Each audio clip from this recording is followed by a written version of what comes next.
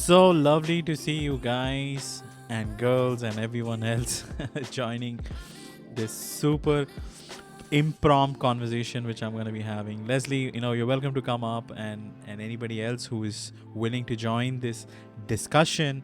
We're going to be having about podcasting, whether we are actually reached a point that podcasting is going to replace radio. I'm very, very excited to have this monologue. I have never actually done a monologue. Usually, it's just me interviewing guests on my podcast. So, for a change, I had this thought in my head that what's happening to radio? Does it still exist in the marketplace? And I see a lot of advertisers, relying on podcasters and their content, and they want to monetize through those mediums rather than radio because it's expensive, stuff like that. So I'm here to actually have that conversation with you all, and let's see how this conversation flourishes. I don't necessarily have like a conclusion. We're going to be brainstorming together and coming up with this conclusion. So, just in case if you're new and if you don't know me, my name is Jason. I'm a podcaster. I'm on the Spotify's top 30% most followed business podcasts. It took me a really long time to make this happen, to be on the top 30s. I don't have a lot of information about podcasting. I still feel I'm a rookie, just trying to make it work. So not really the best public speaker also, so just bear with what we have and let's try to make the best out of things. So Leslie, I want to welcome you, virtually giving you a high five. How have you been? And thank you so much for supporting yesterday's show. This is just an impromptu, and I'm really excited to see how things goes ahead. So Leslie, I don't know, I didn't get you down to the listening lounge. You're welcome to come up if you are able to speak. Anyways, so let's deep dive into this interesting conversation, whether podcasting will replace audio by any means or no. Okay, now I want to actually pose a question, first to everyone so that we can think about this. Is podcasting actually better than audio or no? Okay, I know radio is pretty dynamic, and podcast has its pros and cons. Radio also has its pros and cons. But let's first ask ourselves, is podcasting better than radio overall? Now, the perks which I see with podcasting in comparison to radio, the most primary thing is on demand listening. You can actually engage with the content creator, whoever is doing podcasts, whenever you like, at your ease, by doing shopping, driving, traveling, in the flight, outside the flight, at your garage, okay, chopping vegetables, taking a dump also. So it gives you the flexibility to download and stream and listen and consume such content without any sort of hiccup. So that's one of the major perks which I see when it comes to podcasting. A second benefit which I see is that it gives the content creator not to really worry about a time limitation, like a time limit. Now, radios, as you know, when we do radio, radios do come with a limitation as to the content has to be produced, executed within a certain time limit. Let's say 45 minutes, 60 minutes, stuff like that. I personally don't see a hiccup with podcasting because the user can is actually the navigator. He can control, or she can control, or they can control the podcast however they want, like a joystick. If I want to produce a 5 minute content, I should be able to do it. If I want to do like a 5 hour conversation, also be it. As long as the audience, it makes sense to the audience, the listeners who are engaging with this conversation, they should not have a hiccup. They should not have a problem. Let me hear Leslie's thought. Leslie, how are you? I hope there is no connectivity issues. Leslie? Okay, she might be away or probably at a spot. I'm here. Oh, nice. High I'm here. five. What's up? My Wi-Fi is terrible where I live. I go 2 steps in my home and it shuts down. How are you, Jason? Sorry. Phenomenal, actually. It's a beautiful, beautiful evening here in Mumbai. I'm guessing it's a beautiful morning there in Pennsylvania. Where are you, in Pennsylvania or somewhere else? No, I am in Pennsylvania. This weekend I'll be at the DuPont Country Club for my niece's wedding, which is an hour away, but I am about an hour west of Philadelphia. It's overcast, but this weather with global warming, it's in the 60s. which it should be in the 40s. So it's good to be here, and it's just perfect timing for me to pop on. Thanks, Jason. Absolutely, absolutely, absolutely. Let's deep dive further. And guys, if you're willing, if you want to come up, just remember you need to have a bio, you need to have a picture, you need to have all those credible things so that we know you are not a bot, an actual human being. So Manoj, I apologize. I don't see a picture. I don't really see much information I can rely on. So, continue listening, guys. I would greatly appreciate if you can invite a few of your friends just to join this conversation. Probably they will get some value. So the first point was definitely on-demand listening. Okay, like I said. Second is the control over the content, short, medium, long, however depth you want to go ahead with the conversation. You can do it. Third thing which I want to say, radio is pretty damn expensive. If you want to actually advertise on radio, it costs you a fortune. The average what I have noticed is around $100 for a segment, like for a let's say a 60-minute segment.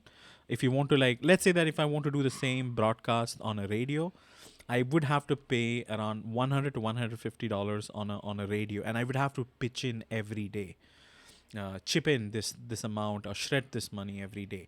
And this is also not, I'm not referring to prime time radio. That means not even peak hours. If it's peak hours, it can go even more expensive. And depending upon the reach of a radio station, there is a possibility you would end up spending more money. And this is one of the reasons why radios do their own thing, and commercially people try to, or advertisers try to monetize smaller segments so that it's more cost effective. Another benefit to radio stations is that because they have an organic reach locally, okay, so product placements or advertisements or commercials which are done are pretty local, and people would know the whereabouts of all those things. So it makes it super interesting for radio stations. On the other hand, when it comes to podcasting does not really have any sort of barrier to entry. That means as long as you have like an iPhone or an Android phone with a headphone jack attached to it, you can record this using just basic recording applications on your phone, and you can have your episode uploaded.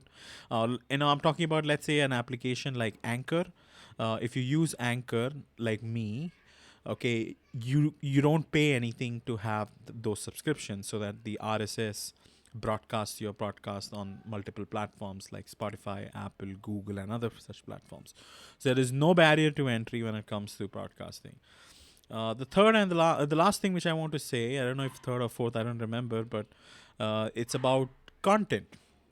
So podcasting, unlike radio, it's not generic. It's very focused and specialized if you want to. Most podcasts which you would be following on Spotify, or Apple, or other platforms would be, condensed to a certain industry, specialization, or content type. So what it does, you can personally decide, whether this show caters my interest or no, and choose. When it comes to radio, you don't have that bifurcation. So whatever they are broadcasting or streaming through radio frequency, that's what everyone is gonna get. Not that it's a bad thing, but I'm talking about control. I find that tailored content provided to a niche segment just goes in sync with business. I think it just makes more practical sense, and I think it's trying to harness and try to get the right people.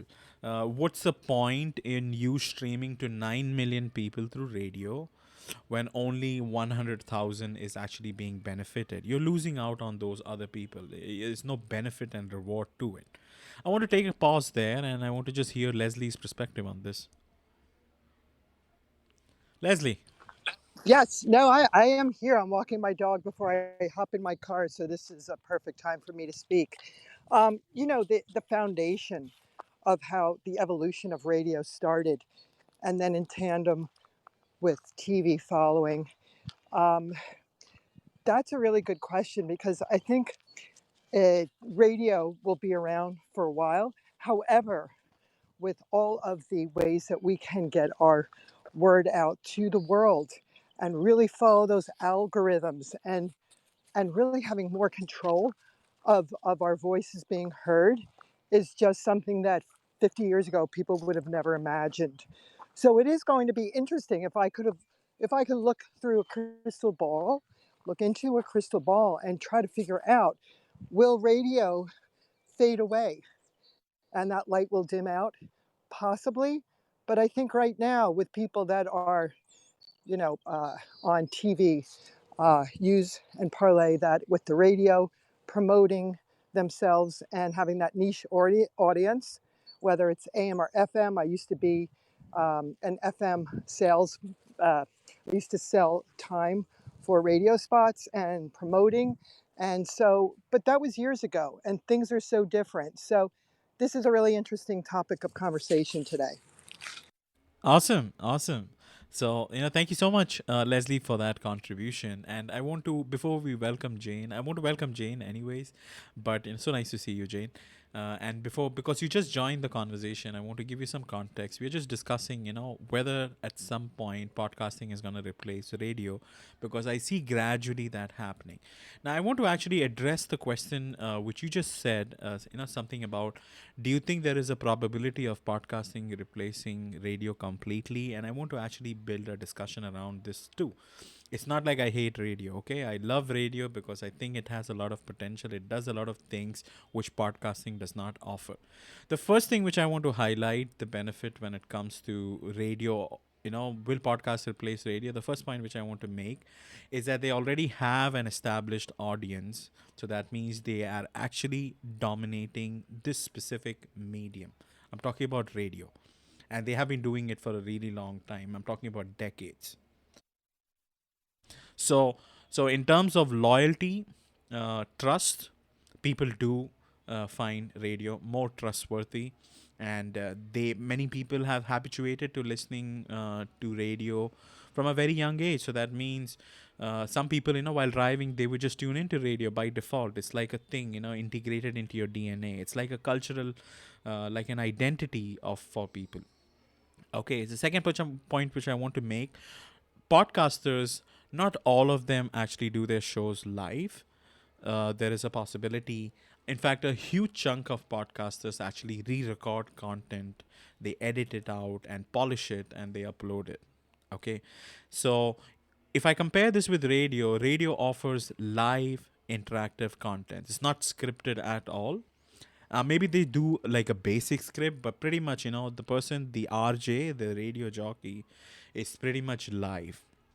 And while podcasts can be edited for optimal quality, I think radio offers a different kind of excitement and unpredictability of events and on-air interviews. And I feel this is one of the reasons why many podcasters, such as myself, we decided to pivot away, not doing recorded conversation, instead doing live, like how it's happening right now. This is live. I don't have any backup script.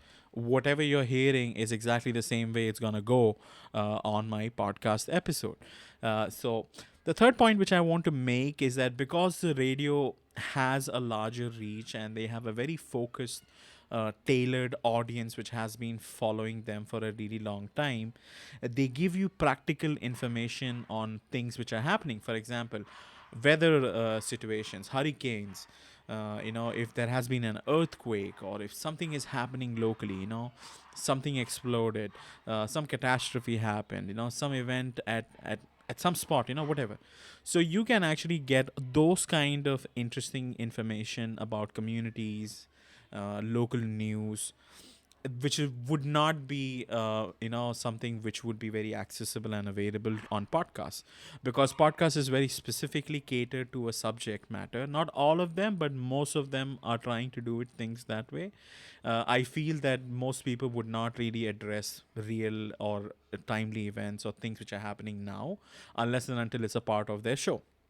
The last point which I want to make is that radio, unlike podcasting, is much more accessible, because podcasting heavily relies on internet and smartphones, and unlike radio, as long as you have like a receiver, a simple device, very affordable, which has AM and FM frequencies, it makes it very accessible to people who may not be living in a place or location which has internet. Rural areas in India also. There is quite a huge chunk of population which are in rural areas, and if they have to actually listen to podcasts, it would be next to impossible. Plus, they may not get the technology know-how, so radio makes a much more practical sense. So I'm going to pause there, and Leslie, I want to hear your thoughts so far. What do you think?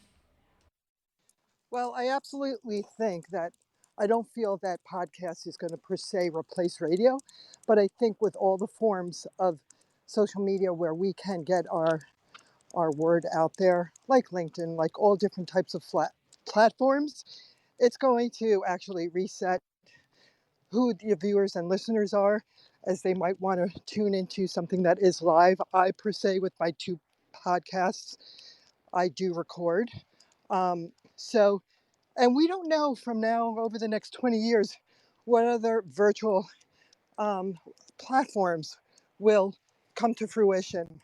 Maybe there'll be something that is somewhat like radio, but more interactive, like what we're doing right now. The sky's the limit, and that's what makes it so fascinating. So, yeah, those are my thoughts. Absolutely, absolutely. Do you see any other benefit when it comes to radio apart from the ones which I just highlighted?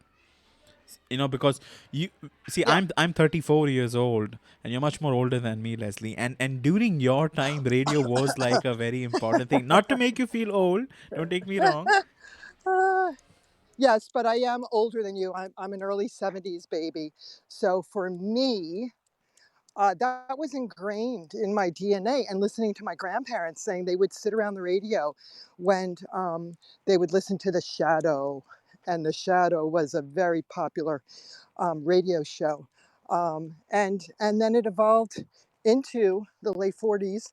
And don't, I'm not sure exactly when, but I think the first TVs came out in the late 40s. And my mom used to tell me how she was the first kid on the block that had a TV in the late 40s when she was a little girl.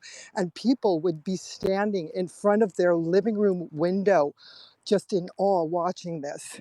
So you catapult ourselves now to where we are, and it's just amazing. But yeah, I feel that that is such the foundation and the roots of where we all started and was able to see what was going on around the world. Absolutely. So my next question to you is, Leslie, even though you come from that era wherein radio was hardwired into your DNA, do you still continue listening to radio, or have you pivoted to podcasting, or is it a mixture of both? I still love NPR because I love the people that are broadcasting. Um, but I do find myself listening, supporting other fellow podcasters. And I've been really into just listening to Siri with all the different genres of music that is at my hands now that I could just tap into. Or when I'm home, I find I'm not watching TV, listening to radio. I'm using my Google Home to listen. I could listen to, as a little girl, we grew up in New York, and I would go to Broadway shows, and I said, "Hey Google, let me hear the lyrics to Godspell." It was a Broadway show, and it just took me back into time. And they were able to upload a recording from the late 70s of the actual Broadway show that was recorded, and now you can listen to it. So I'm fascinated with that. I just know at my age, I'm always trying to break the seal and always curious and wanting to learn. Most people in my age group are somewhat leery about social media and don't really know how to navigate through it. But, I think I'm the nonconformist. I've always been the one that if somebody says no, I do it. So yeah, it's really fascinating. Yeah, absolutely. It is very fascinating. I appreciate you giving us that perspective. If you hear background noise, that's how Mumbai sounds, especially in the evening with kids playing around, making loud, weird ass noises. It's really a fun community which we have out here. Thank you, kids. Thank you so much for being a part of the recording. Let's say high five to, people from North America. That's how Mumbai is. So Anyways, I want to actually move ahead with this conversation. I want to, you know, focus on a question, which is, at what point radio shows would become obsolete in comparison with podcasts? Okay, now, based on my research, it's highly unlikely that radio shows are going to go obsolete. Okay, but there are certain factors which I think makes podcasting much more a preferred and popular option in comparison to radio. So let's dissect this further. According to me, customization in terms of, you can skip episodes, download the ones which you personally like, subscribing to show which kind of falls under your interest category or what appeals to you, and you can reduce down the actual pace. Do you know that you can actually slow down the podcast or increase the podcast speed as well, so that you can listen and fine tune, like how you have this feature on YouTube? Okay, now I think with Anchor introducing video feed also, now videos are also streamed as a part of podcast as well, which makes it even more interesting. So in this way, you don't necessarily have to rely on uploads just on YouTube.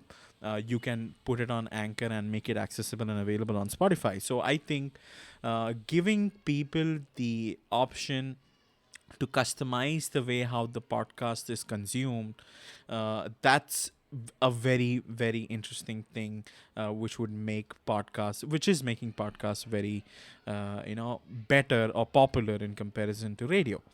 The second thing which I want to say is advertisement. So many radio stations at this moment of time heavily rely on advertisement to generate revenue. Okay, now because it runs 24 hours around the clock, and the frequency which is being sent out does cost certain level of infrastructure, maintenance, and those kinds. So it's an expensive, proposition, and it's expensive to do the whole thing. So podcasts, on the other hand, can be sponsored by small to medium-sized businesses, or companies who are managed by individuals, and you can actually have smaller, cost-effective ads, and it helps you to personalize and advertise in a very very interesting way. Now, because podcast is very specifically topic oriented, so what it's gonna do is it's gonna actually bring those kind of narrower targeted audience to not only listen and engage, but also to take advantage of those specific advertisement which are happening. And in comparison, like I said, to advertise on radio and comparison to advertising on a podcast, it's a lot cheaper. For an example, to give you some rates, I think currently Spotify pays around $10 per 1,000 downloads per episode, something of that sort. That's the current range. It could be high, could be low. It depends upon what kind of budget the advertiser has and what the advertiser is expecting out of it. Okay, the third point which I want to make is the portability factor. Now, as long as you have a smartphone, tablet, iPads, iPhones, Android phones, or even a computer, you can actually listen to this thing anywhere, everywhere, whenever you like. So if you understand, like, unlike radio, you don't need to have like a receiver to acquire the range. Maybe some smart, I don't even remember. Does our iPhones have radio thing, Leslie? I don't think so. I have not seen that option. Does your current iPhone has like a radio? Okay, she's not there. I'm so sorry. So anybody else, who might be in the listening lounge? Okay, okay, let me bring you up, Leslie. Okay. So I know you are at a spot, which the network keeps going down. So do you have Yes, a radio option on your phone to listen to radio on your mobile phone? I do, but do I use it? No, because I identify my Apple phone with my podcasts, with Shazam and my music, and using it for other applications. And it would be interesting to see if you take a poll, and you probably are very well versed in this because I know you do a lot of research, Jason. I'd be curious to see what the percentages are. Yeah, absolutely, absolutely. So I mean, if you understand my point, guys, there is a lot of benefits when it comes to radio, and there's also a lot of upside when it comes to podcasting as well. It would be next to impossible to predict at when a podcast will replace radio. Might be with technology, but I have also heard about radios being streamed through the internet as well. Okay, a lot of Sirius XM and I don't know many other companies who still do it. Okay, but I don't know how many people are still tuning in using that medium. I still don't know.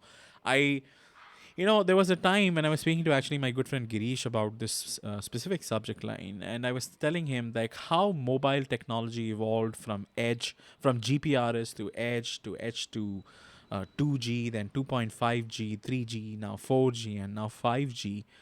We have not really seen much of a transition with the radio technology. I have not seen it going to the next level. So it's kind of, I'm really curious to know what's going to happen, when those frequencies change. What would be the next thing which technology is going to help? How is AI going to help you to make radio even better? So based on the stats, I think 2021 or 2022, I don't remember exactly.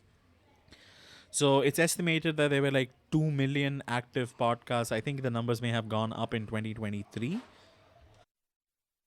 The total number of podcast episodes, I think it currently exceeds around 55 million, and the number of podcast listeners steadily increasing is estimated around 80 million people in US alone. Okay, now US is the most highest market when it comes to podcast consumption. That's also one of the reason I do my show for North America specifically. Okay, so and all these numbers are important, but I feel that as cohesively when we look at this thing at a larger scale, I feel radio has a reach which is still higher in comparison to a podcast. A podcast may eventually get the traction or momentum it has at some point, but I think it's still a slow process, and this is one of the reasons why we have something called as pod fade. If you're new to this term, this actually means usually people, because the barrier to entry is very low or next to nil, people traditionally get into podcasting, do like 6 to 12 episodes, and then they die. When I say die, the podcast dies. They don't see an ROI, they don't see any return on investment or any benefit, and the show does not. So the show just sits there, no episodes, nothing of that sort. As we speak today, in order for me to scale my podcast and get like very very interesting guests on my show, it took me almost 1 year just to plan and be consistent. Okay, now currently I'm doing my season 3, and every season has around roughly 20 to 25 episodes, which I take advantage of, which I utilize. So, what I'm trying to say is that you need to have solid grit and determination to really, upscale this to make it really work. And if you're not willing to do the grind, it's not gonna happen automatically. And this is one of the reason why I think radio has a much more upper hand in comparison to podcasting. I want to take a pause there, and I just want to hear Leslie's thoughts on this so far. And if anybody else is interested in coming up, feel free to raise your hand. We will examine your profile, and let's have this discussion. Yeah, like you were just mentioning, Jason, there's so many different platforms and so many ways that you can get your podcast uploaded. I personally use Riverside. And if you notice, every month they're changing and evolving and making it so user friendly that anybody could basically, for free, start a podcast. Um, but I haven't done really an in-depth research or marketing and into market research on the percentages, how things are shifting and moving with radio. But I do know, just from my experience being in this world for the last 3 years, I know that everybody has their own unique platform and they will find their audience. But with that, it's interesting when, say, for example, when we're talking about different platforms, people use hashtags. And 2 years ago, everybody said you need 25 or more hashtags. and this way people can identify and start following you. And now people are saying, no, you need 10. So you can get yourself crazy, but Oh, now, at now, the now end it of the has even day, even went further, Leslie. right? Now people say just use What is it? 5, and I have also heard many new Instagram gurus which are out there saying, guys, hashtag is no longer important. Now you need to tag your What? reel the right way. You need to add topics the right way. So yeah, I'm absolutely with you. Go ahead. I didn't mean to cut your conversation. Please go ahead. No, no, I just want to make it short and sweet. What I was just going to say is using the correct adjectives and verbiage. And um, I just feel that at the end of the day, if you have a passion and you listen to what your inner voice is telling you, and you have that drive and you're going with what your heart is, you will find what is going to work for you if you're committed to take the time to really figure out where you should be and what stage you should be on when it comes to social media. And that's what I did over the last 3 years. And we even had, I'll be transparent, a great conversation last night because Jason and I know each other when we were just really kind of getting our feet wet with Clubhouse and social media. Well, the social media I know Jason's been doing for quite some time, but the Clubhouse, that's how we met. And then we branched off and we built a relationship and rapport. I used his services. He helped me out with some marketing strategies. And that's the way and the beauty of what social media is all about with LinkedIn, building those relationships and trying to empower and encourage people not to have fear. Because what's the worst thing that can happen? You can look back at it and say, you know what, it wasn't for me, or I just didn't have the time because I was committed to my full time job, or whatever it is. But play around with it, have fun with it. And it's just a fascinating world. I think somebody on Clubhouse said, this is like the wild, wild west. We just don't know where this is going to take us. And it's so ever changing. And all these experts have all their own opinions. And that's the key. Everybody is walking their own walk on this platform. And you just have to find out what is going to make you tick, and what you really want out of this. So, yeah, it's really fascinating. It is really fascinating. Now, I want to actually highlight the last point of this conversation. This is like a monologue, and I didn't expect it to go beyond 20 minutes, but I want to thank you, Leslie, for joining and making this conversation even more exciting, because I wouldn't have been able to just speak all the way by myself for the next 20 minutes. It would have been hard, and I'm not really used to it. I'm getting used to these things. So I appreciate you being here for support. The last point which I want to make is that let's focus on disruption. How much disruption has podcasting had on the number of industries which are out there? Okay, so let's actually speak on this. So, according to me, podcast has actually disrupted a lot of industries with the way the content is created, distributed, monetized, and it's evolving at such a rapid scale. I feel a lot of traditional industries which are out there, will heavily get impacted. Let's focus on one industry at a time. I want to specifically amplify on the audio technology industry. That means with the rise of podcasting, because earlier podcasting, not podcasting, but radio was very limited to radio stations, and they would probably invest on, microphones, studio equipments once a while, just once in their lifetime, and it stays there for the rest of their shelf, not the life of the radio station. Now, with podcasting coming into place, what it has done, audio technologies like companies which are specialized in microphones, editing softwares, hosting platforms. So it has disrupted the audio technology industry completely and forced them to be much more innovative. If you remember, if you ask me, we used to only have XLR mics. XLR mics are the three pointy thing which you may have seen your DJ plugging things in, when you're at an event or anything. Now, uh, many audio companies were forced to innovate and come up with USB mics. Okay, because they wanted more podcasters to have the flexibility of having plug and play, and they didn't want people to invest on like a studio interface or anything. Okay, now that wouldn't have happened if more people wouldn't have joined the whole podcasting game. So that's one big major disruption which led to innovation and growth, which I really admire. The second thing which I want to highlight is about the book industry. Okay, the business of publishing books. So what I have noticed is that many authors have stopped promoting their work traditionally how they used to do, and more authors have shifted to podcasts. So what they are doing is they are actually speaking about their book in smaller segments and producing it as a part of their podcast, and they are sending this to their listeners and newer targeted audience, encouraging them to buy more books.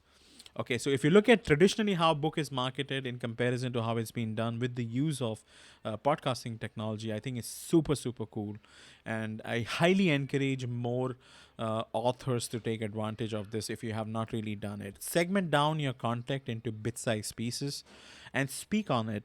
And in fact, if you have fans or listeners who have actually bought your book, have a conversation with them. Have like a live show.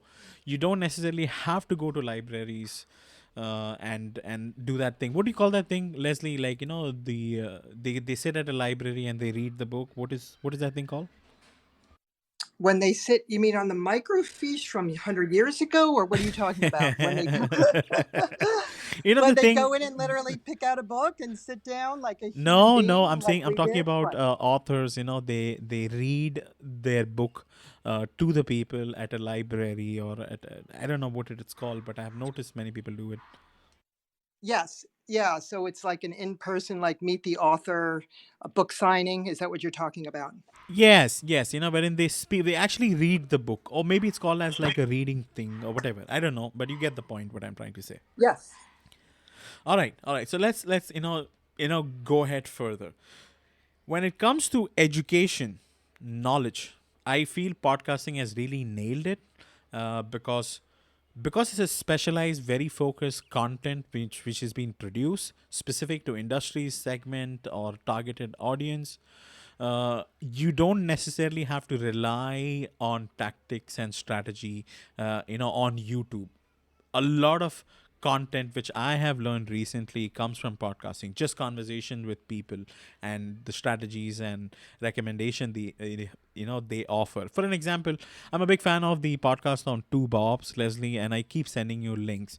When you hear those Yes. marketing podcasts, strategic podcasts and the discussions they are having, don't you think it's educational, informative, and really, really interesting? And I don't think you can get that content on YouTube. Am I right? they, they have such insight and their years of experience, and we're talking about very well versed men in the industry that has profited and are very successful. So they do bring a wealth of knowledge, and it's interesting, and I just will make it really short and sweet, how the industry, the people acting industry, have really jumped on board with podcasting because they have their millions of viewers that follow them as actors. And now they are streaming into podcasting, like Gwyneth Paltrow, who has this amazing mega multi-million dollar company called Goop. And her podcast is Goop. And she gets the most amazing, incredible people on cutting edge on functional nutrition and health. And that's what I'm all into. Oh, Goop. G So O that's O P. awesome. Goop. Yes, Oh, this check is by out Goldman Goop. Sachs, right? Yeah. Yeah. Okay. I know this podcast. I have heard it. This is pretty cool. The Goop podcast is pretty cool. That's a great point which you highlighted. Go ahead, Leslie. I'm so sorry. I didn't mean to cut you. No, I'm just saying. So for us newbies that maybe not have quite a following, it's going to take more perseverance and more structure. Look at the two football players that were playing against each other. They were brothers, and now their podcast is skyrocketing because of the Eagles that lost. Well, I'm not an Eagles fan, even though I live in Pennsylvania. I'm still a New Yorker at heart. But look at, like, for example, look at how they just catapulted now to another level. I don't know the name of their podcast, but it was just on. I was listening to Andy. I like Andy Cohen. That's like mindless, like Bravo.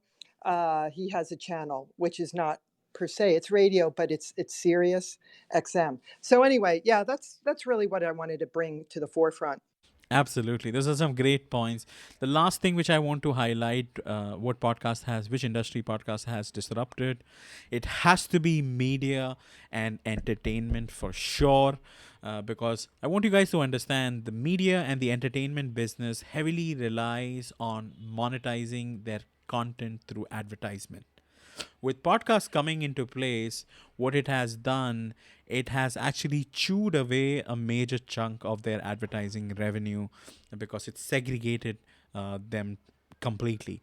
So now advertisers, they have more reasons to invest, not just traditional media and entertainment line of advertisement, or marketing and advertisement in general. They can use other mediums such as podcasts for promoting their businesses or services through that medium. And the thing about podcasters is that because they are fairly new, and not speaking about all of them, but people who generally start off, imagine if you get a sponsorship deal from a company, and even if they are giving you, let's say, $10, I'm just saying $10 per shout out. Okay, if you do 12 episodes, that's like $120. You're going to be producing the show anyways. And if you're going to be making the 120 USDs on that, isn't that a cool deal? According to me, it's a fucking bloody good deal. So, so that's what I feel, and those are my inputs and takes. And I welcome people to have questions and answers. So if you're down there in the audience, and if you want to actually ask me any sort of question and have a conversation, you're welcome to come up and have this discussion, because we would be wrapping up this space very soon. This was just a temporary monologue I was just experimenting with, just to see if I'm capable of just doing independent shows, unlike just guest interview, just exploring that space also. Leslie, what are your final thoughts on what I said? Well, this was so impromptu, and that's what is the beauty of LinkedIn. People that are comfortable in this space, that have a wealth of shares or just a little bit of experience. We just popped on, and I think we had a lot of great tips and tools, and especially with you being so well versed in doing your research with the percentages and how everything is changing, has really made this conversation really awesome. So I want to thank you for having me on. I didn't realize that I was going to have an hour break before I head out to my next appointment. So thank you, Jaison.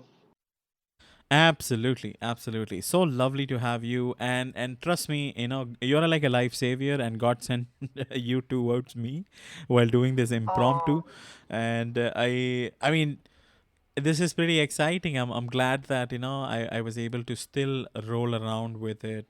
So there's something which I like you two guys to take away from this conversation, is that I don't think you should really care about the difference between podcasting and radio. Ultimately, it depends upon your personal interest and needs. You as an individual have your personal needs, and you like things a certain way. If it's radio, that helps you to achieve that needs, stick to radio. If it's podcasting, then stick to podcasting. If it's a mixture of both, I think you should go ahead with both. As technology develops, okay, year on year, you will see some certain level of enhancements in terms of technology about audio broadcasting and video broadcasting. Those things are going to continue happen. The way content will be produced over audio, be it radio or podcast, it's also going to pivot and change, okay, over time. If you notice that habitual, like as you're listening and engaging to this conversation on this live LinkedIn as well as on Clubhouse, you will realize that you are focusing on my words, you are hearing what I'm saying, you are able to understand my emotions, my point of view, and my perspective. 10 years down the line, if I go backwards, 10 years behind, I don't think audio had the same significance as it has today. So I think there's a lot of potential, be it radio or podcasting. There's still a long way to go. And encourage you to join this thing as early as possible. Be an early adopter so that you can see the benefit, leverage on it, and build something beautiful. So I don't know. I mean, I don't have anything else. Leslie, do you have anything you like to share before we wrap? I hope that this could be a beginning to something really great, that we can collaborate and we could share our our love and our passion for everybody. So thank you, Jason. Have a great day. Absolutely. You guys take care of yourself. Have a lovely morning, evening, wherever you're in the world. Sending love to you and everyone else.